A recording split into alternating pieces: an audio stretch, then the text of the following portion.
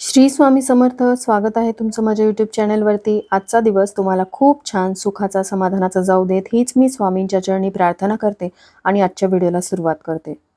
तर बघा 13 डिसेंबर 2023 पासून मार्गशीर्ष महिन्याला सुरुवात झालेली आहे. मार्गशीर्ष महिना हा मराठी महिन्यामधील असलेला सर्वश्रेष्ठ महिना मानला जातो.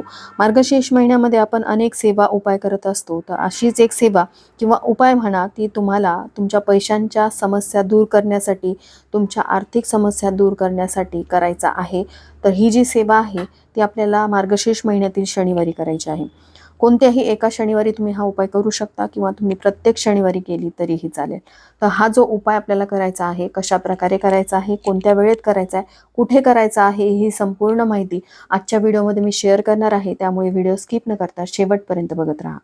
भागवत गीतेमध्ये सांगितलेलं आहे की मराठी महिन्यामधील हा 9वा महिना म्हणजेच मार्गशीर्ष महिना हा सर्व महिन्यांमध्ये सर्वश्रेष्ठ आहे. कारण तो भगवान श्रीकृष्णांना खूप प्रिय आहे. म्हणूनच मार्गशीर्ष महिन्यामध्ये जेही दिवस येतात ते प्रत्येक दिवस हे शुभ असतात आणि शीघ्र फलदायी असतात. कारण या दिवशी या शुभ तिथींवरती आपण काही उपाय सेवा केले तर आपल्याला त्याचे शीघ्र फळ मिळत असते. तर असाच एक उपाय आपल्याला मार्गशीर्ष महिन्यामधील शनिवारी करायचा आहे. तर बघा, शनिवार म्हटलं की आपल्या डोळ्यासमोर शनिदेव येतात. शनिवारच्या दिवशी आपण शनिदेवांची सेवा उपासना करतो. कारण आपल्या कुंडलीमध्ये असलेले राहू केतू जे काही दोष असतील त्या दोषांमुळे आपल्या मार्गामध्ये अडचणी येत असतात. आपलं कोणतंही काम पूर्ण होत नसतं. जसं की खूप कष्ट करून मेहनत करूनही घरामध्ये पैसा येत नसेल, तो टिकत नसेल किंवा कर्जबाजारीपणा झालेला असेल आणि त्यातून बाहेर पडण्याचा मार्ग तुम्हाला सापडत नसेल, तर काही सेवा व उपाय केल्यामुळे तुमच्या प्रगतीचे मार्ग खुले होतात आणि तुमच्या कर्जबाजारीपणामधून म्हणा किंवा पैशाच्या समस्येमधून तुम्हाला बाहेर पडण्याचा मार्ग सापडतो. तर बघा, हा जो उपाय आपल्याला करायचा आहे हा मार्गशीर्ष महिन्यातील शनिवारी करायचा आहे. एकतर तुम्ही प्रत्येक शनिवारी करू शकता किंवा तुम्ही सांगितल्याप्रमाणे कोणत्याही एका शनिवारी करा. मग कोणत्याही एका शनिवारी करणार असाल तर पहिल्या किंवा शेवटच्या शनिवारी तुम्हाला हा उपाय करायचा आहे. या उपायासाठी तुम्हाला एक नारळ आणायचा आहे. नारळामध्ये पाणी असावं आणि इतर उपायासाठी वापरलेला नारळ तुम्हाला घ्यायचा नाही किंवा घरात असलेला जुना पूजेत वापरलेला नारळ सुद्धा घ्यायचा नाही. नवीनच नारळ आणायचा. मार्गशीर्ष महिन्यामधील प्रत्येक शनिवारी तुम्ही हा उपाय करणार असाल तर प्रत्येक शनिवारी तुम्हाला एक नवीन नारळ विकत आणायचा आहे. किंवा तुम्ही सांगितल्याप्रमाणे जर एकाच शनिवारी हा उपाय करणार असाल तर तुम्ही मार्गशीर्ष महिन्यातील पहिल्या किंवा शेवटच्या शनिवारी हा उपाय करायचा आहे आणि त्यासाठी तुम्हाला एक नारळ विकत आणायचा आहे. तर या नारळाचा उपाय आपल्याला कुठे करायचा आहे? तर बघा, सांगितल्याप्रमाणे शनिवारचा दिवस हा शनिदेवांना समर्पित असतो. मग आपल्याला शनी मंदिरात जायचंय का? तर नाही, आपल्याला शनी मंदिरात जायचं नाही. तर आपल्याला जायचं आहे हनुमानजीच्या मंदिरामध्ये. कारण जो कोणी शनिवारी हनुमानांची सेवा करतो त्यांना शनिदेवांची कृपा प्राप्त होते. तर यामागे जी कथा आहे ती आपल्या पुराणामध्ये सांगितलेली आहे की शनिदेवांनी हनुमानजींना वचन दिलं होतं की जो कोणी तुमची सेवा उपासना करेल त्याला मी त्रास देणार नाही, त्याच्यावरती माझी कृपा दृष्टी राहील.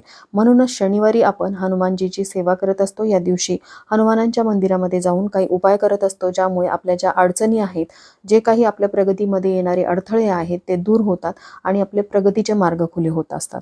मार्गशीर्ष महिना सर्वश्रेष्ठ आहे, त्यामुळेच मार्गशीर्ष महिन्यामध्ये आलेल्या या शनिवारी आपल्याला हा उपाय करायचा आहे. तर बघा, उद्याच्या दिवशी आपल्याला सकाळी लवकर उठायचं आहे आणि त्यानंतर अंघोळ वगैरे करून घ्यायची.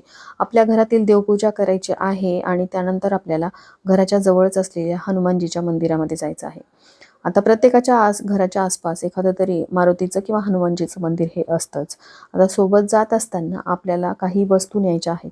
तर जे आपण नारळ विकत आणलेलं आहे ते तर घ्यायचंच आहे. त्यासोबतच पाण्याने भरलेला एक कलश घ्यायचा आहे आणि या कलशामध्ये आपल्याला हनुमानजींना प्रिय असलेला शेंदूर थोडासा टाकायचा आहे. शेंदूर नसेल तर नारळासोबत तुम्ही येताना शेंदूर देखील आणा किंवा हनुमानजीच्या मंदिरात तुम्ही गेलात तर तिथे तुम्हाला शेंदूर मिळून जाईल. तर तो शेंदूर जो आहे तो आपण जे कलशामध्ये पाणी घेतलेलं आहे त्यामध्ये टाकायचा आहे. या दोन वस्तू घेऊन तुम्हाला जवळच असलेल्या हनुमानजीच्या मंदिरामध्ये जायचं आहे. तिथे गेल्यानंतर सगळ्यात आधी तर तुम्हाला या कलशामध्ये असलेलं पाणी हनुमानजींना अर्पण करायचं आहे. आता त्यानंतर तुम्ही जो नारळ घेतलेला आहे त्याची शेंडी स्वतःकडे करायची आणि तो नारळ तुम्हाला डोक्याला लावून 7 वेळा उतरून घ्यायचा आहे. गोलाकार आकारामध्ये डोक्याला लावून तुम्ही उतरून घेऊ शकता किंवा तुम्ही घड्याळाच्या काट्याच्या दिशेने कपाळापासून ते पायापासून असं 7 वेळा उतरून घ्यायचं आहे. उतरवत असताना तुम्हाला एका मंत्राचं पठण करायचं आहे.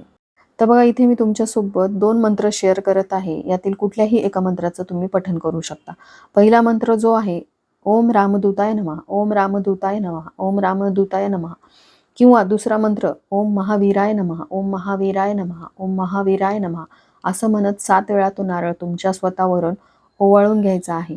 ओवाळून घेतल्यानंतर तो नारळ जो आहे तो तुम्हाला हनुमानजी समोर फोडायचा आहे आणि त्यांच्या चरणाजवळ तो नारळ तुम्हाला अर्पण करायचा आहे.